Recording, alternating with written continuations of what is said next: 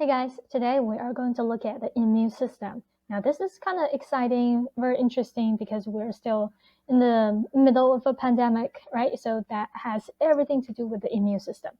Now, another thing I want to kind of talk about in this lesson is the lymphatic system.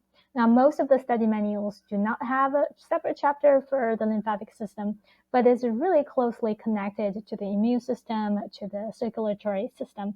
So I think it would be important to talk about this particular body system and how it functions in junction with the other two systems. Okay, so since one of the major functions for the lymphatic system is to monitor for foreign invaders and participate in the immune response, so I think it's more appropriate to kind of tag it along this lesson 9, which is about the immune system. All right, now let's do a quick overview of the immune system. So the immune system is a little bit special. It's not an organ system that has specific organs that perform specific functions. It really kind of consists of a variety of molecules and immune cells, but of course there are some organs that are involved in the immune system. For example, bone marrow, right, which is the site where the immune cells, such as lymphocytes, are produced. The immune system is there to provide immunity and defense, and this is critical for our survival, right? Every day we're exposed to trillions and trillions of microorganisms in the environment, some of which can be pathogenic. So pathogenic means that they can cause diseases, but most of the times we are staying healthy, right? Which is really amazing. So that's all thanks to the immune system. So now let's look at some of the details and talk about how the immune system works. I made this kind of chart, a flow chart, to kind of give you a better idea of how the immune system is organized. So the system has two divisions. The first one is called the innate defense system, and the second one is the adaptive defense system. So you can see that the innate defense system is non-specific. It just means that it will try to prevent the entry of a variety of microorganisms and fight against them if somehow they breach the first physical barriers of our body. They do not target a specific bacterium or a specific virus. They will just try to fight anything that's considered a foreign invader. Now, on the other hand, the adaptive defense system is very specific. You can think of it as the kind of the elite military branch of our body, I guess. So they will try to target a specific virus, a specific, let's say, fungus, specific bacterium. So they are very, very specific. So that's one of the major differences between the two divisions. All right, now let's look at the innate system first. So the innate defenses consist of two lines of defense. The first one is the surface barriers. As you can imagine, first of all, we want to prevent the entry of any pathogens into our body, right? So we need to have some kind of physical barrier. So that's what we have in the first line of defense. That includes the skin, the mucous membranes, and also those physical barriers are equipped with some chemical weapons.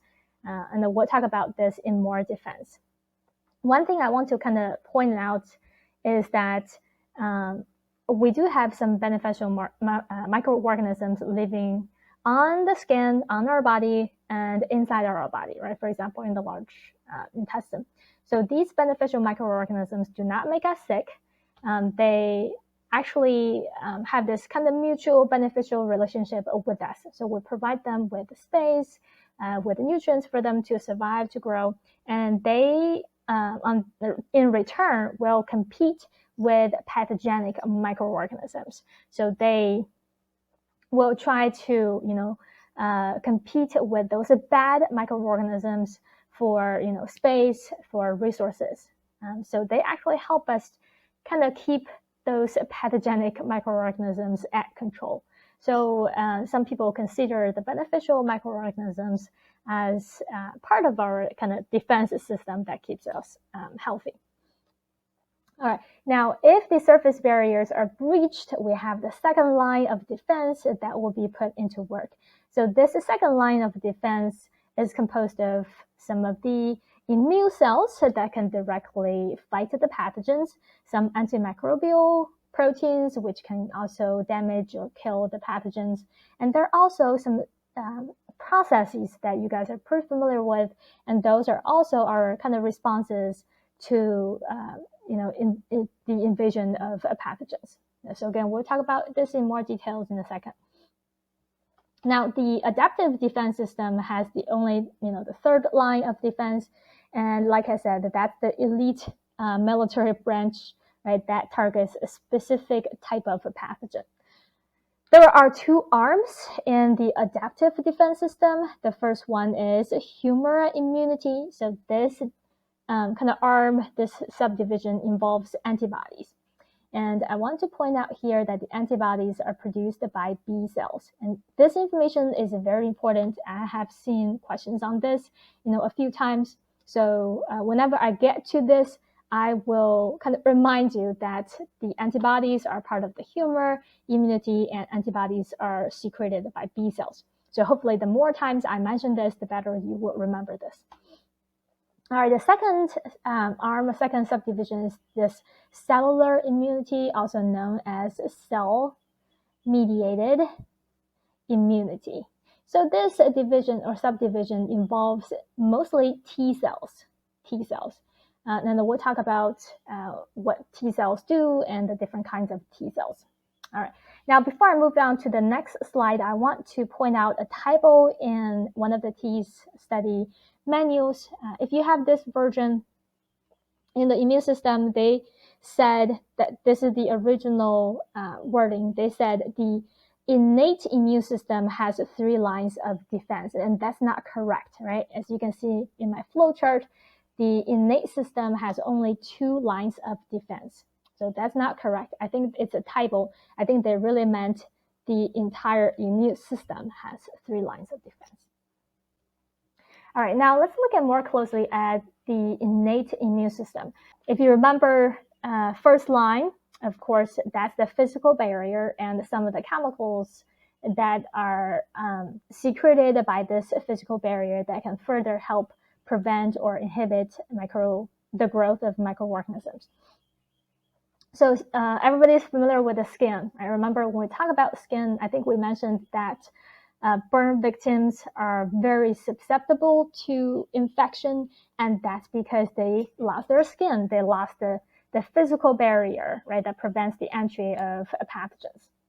Mucous membrane, we also talk about mucous membrane along with the skin. So think about the inner lining of your respiratory tract, urinary tract, reproductive tract. So the mucous membrane is also part of the physical barrier. Now, on the skin and the mucous membrane, there are some chemical weapons that our body has. For example, acid, right? Especially, if you care a lot about your skin, you probably know that the skin has a lower pH than neutral pH. So skin is slightly acidic, right? So the acid on the skin or the acidic environment can inhibit bacterial growth. And same thing for the vaginal canal, right? The vaginal secretion also makes the vagina acidic because that can inhibit bacterial growth. There are also a lot of enzymes in things like saliva, right? When you eat, the salivary glands secrete saliva. Now, saliva has digestive enzymes that can help you digest starch, but saliva also has enzymes that can kill microorganisms. And that's because when you eat, right, the food is not sterile.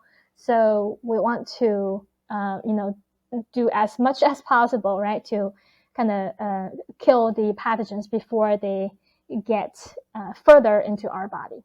Tears also have enzymes that can be antimicrobial to kind of clean our eyes.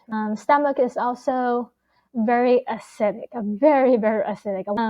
So the stomach acid can kill most of the pathogens that are in the food. Mucus. Now, mucus is secreted by the cells in the mucous membrane. For example, your respiratory system secretes a lot of mucus, right? And you probably know that the mucus is very sticky, right? very sticky. So it's very good to kind of trap particles, debris, and pathogens that's in the air and get into your respiratory system. So the mucus is a very interesting kind of defense. So what happens is, let's say this is your trachea. Your trachea, right? The cells secrete mucus. So let's say that's the mucus. I know it's not very accurate, my drawing, but you get the idea. So let's say this is the mucus, and because it's, kind of sticky, kind of gross, right? It traps a lot of particles and the pathogens. And once it's done its job, you have the inner lining cells in your trachea that have those hair-like structures called cilia. So what happens is the cells will move the cilia, right, in a kind of this down-up motion, down-up, down-up, down-up. So this is the movement of the cilia can sweep the mucus up, right? Because you don't want the mucus to stay deep in your respiratory system, right? You want to get it out because it has a lot of pathogens stuck in the mucus. So you want to get the mucus out. So the cilia will sweep the mucus up until it gets your throat, so that you can cough and get rid of it, or you can swallow. The mucus reaches your stomach and the acid can kill everything. So you can do that as well. For people with cystic fibrosis, you probably have heard of this disease, and we'll talk about that in a later chapter. So people with cystic fibrosis, they have a very thick mucus, very, very thick. Now, when it gets too thick, it's going to be very hard for the cilia to sweep it, toward the throat. So the mucus tends to stay there, and guess what? That's a very moist, a very warm environment. So pathogens are going to multiply, they're going to grow very happily, and this often leads to the infection in the lower respiratory system, right? So people with cystic fibrosis can often get lung infections. All right, now let's look at the second line of defense. So remember, this involves soldiers, right? It's not just physical barriers and chemical weapons. Now it involves soldiers that can actually fight the pathogens invaded in the body. So the first type of cell that we're going to talk about is phagocytes. So phago means eat, right? These immune cells can directly kill the pathogens by engulfing them, by swallowing them. So the first phagocyte is actually from neutrophil. So when we talk about the blood chapter, we talk about 5 types of leukocytes, which are also known as white blood cells, okay, WBCs. Now, neutrophil is the most abundant white blood cell in the blood, and there's a reason for it, because neutrophils are often one of the first responders to infection, to injury.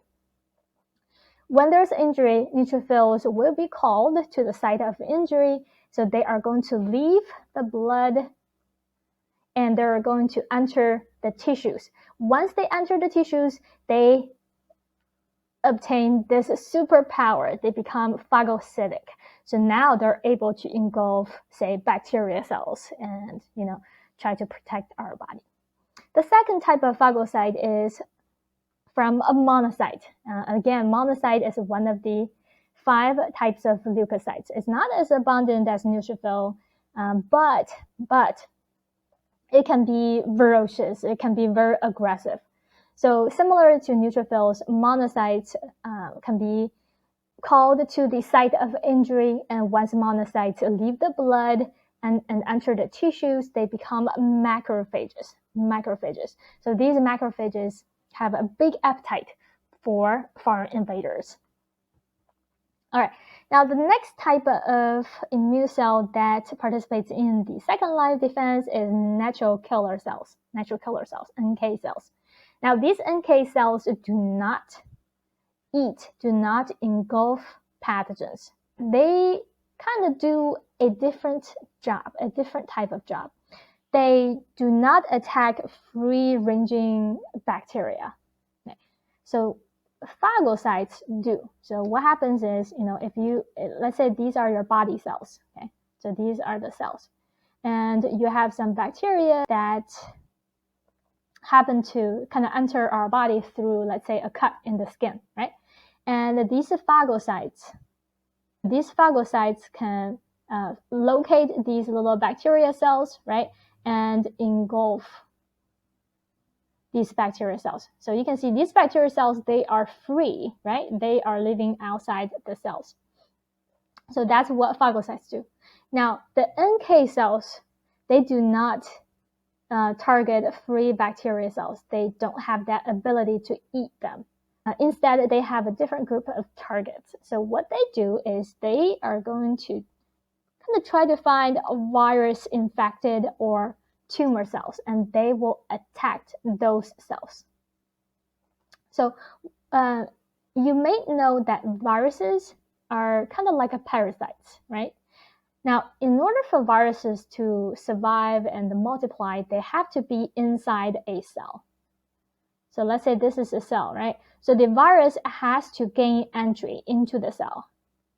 And once they're inside the cell, yes, they can survive for a very long time and they can multiply, they can make more copies of the virus. So you can see these viruses, they're not free, right? They do not live outside the cell. They live inside the cell. So those phagocytes are not going to be able to do anything about those viruses, right? Because the viruses are inside a cell and not free floating outside the cell. So this requires a different group of cells to provide the defense function, right? So that's going to be the NK cells.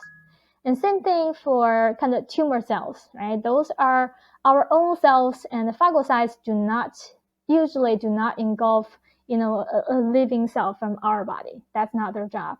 So the NK cells can detect, let's say that's a tumor cell. So usually tumor cells have some abnormalities that can trigger the NK cells to, try to kill them. All right. The second thing, or the third thing, is the antimicrobial proteins. So there are two major ones, interferons. So interferons are proteins secreted by virus-infected cells. So what happens is once those cells are infected by the virus, they know that they're not going to survive, right? But there are still some cells, healthy cells, that have not been infected yet. So these infected cells will try to save those healthy cells by secreting proteins called interferons. And those interferons can help the healthy cells inhibit the replication of the virus. So basically, the interferons interfere with the replication of the virus so that the virus cannot, start a colony, for lack of better words, start a colony inside the healthy cells. Okay. The second group is called complement. So complement are plasma proteins. So what does this mean? Plasma, that's a part of the blood. Remember when we talk about the different components of blood, and the plasma is kind of the liquid component of the blood, right? So these proteins are soluble in, so these proteins are usually located in the plasma. So they kind of get circulated throughout our body in blood. Now, this complement is really a group of plasma proteins. So when there is infection, these plasma proteins will be activated, and they can really kind of promote the inflammation process. And they can also directly lyse cells. They can directly kill a bacteria cell. So that's what complement proteins do. All right. Next two are not specific a molecule or immune cell. So those two are kind of processes that our body kind of triggers in response to infections or injury. First one, you know what? Let me talk about fever first, and then we'll talk about inflammation, because I have another slide about inflammation. Fever. Let's see. Fever is pretty common, right? I'm sure everybody has had fever before. This is our normal body temperature, and when you look at homeostasis, one of the jobs that we need to do is to maintain a stable body temperature, right? So again, normal temperature is 37 C or 98.6 in Fahrenheit.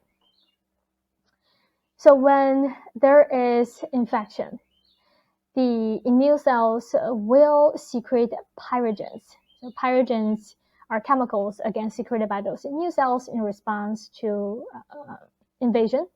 And the pyrogens will act on hypothalamus. Remember, we talk about hypothalamus when we talk about the nervous system. So it's a structure in the brain.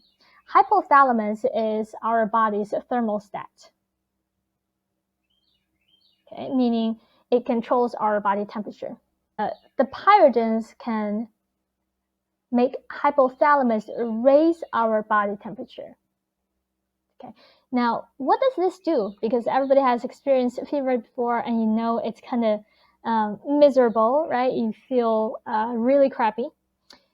So we don't exactly know how fever helps us fight infections. Now, you may have heard of a lot of theories. They all sound reasonable, but again, we don't know exactly yet. But this is what scientists think.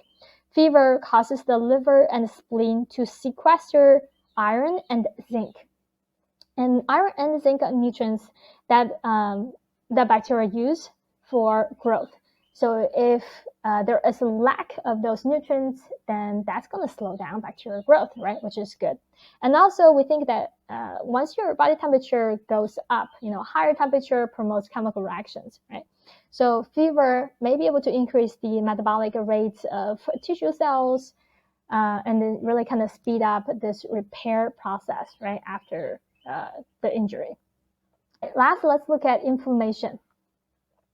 So inflammation is actually good, even though a lot of times we feel that inflammation is really bad because a lot of times it gives us pain, right, and discomfort. But it is our body's natural response to infection.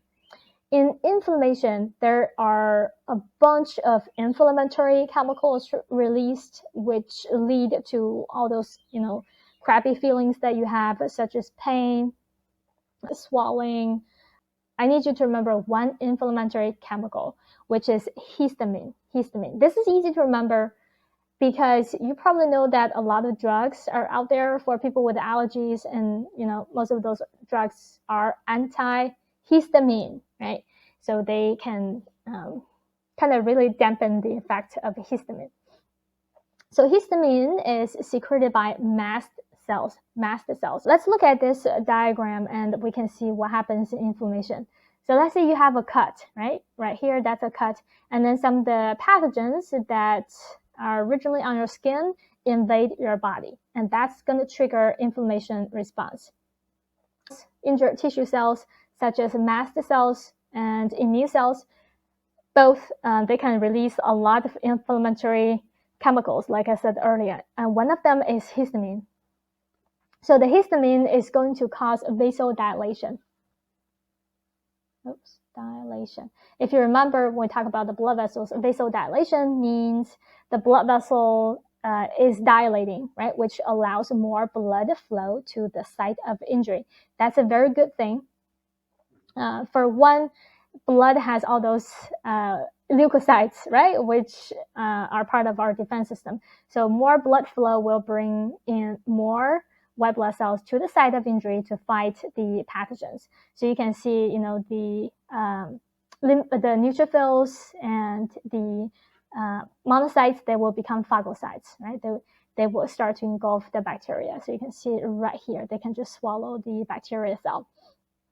Another thing is we talk about the antimicrobial proteins, right? So we talk about the complement. And remember, the complement, those are the plasma proteins, right? Those are the proteins that are located in the blood.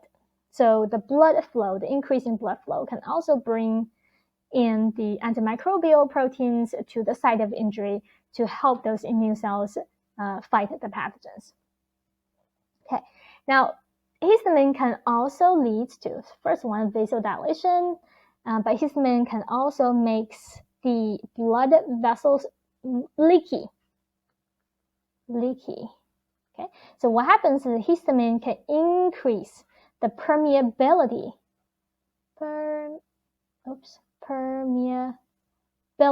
of the blood vessel wall. It makes it more permeable, right? Basically, it makes it kind of more leaky.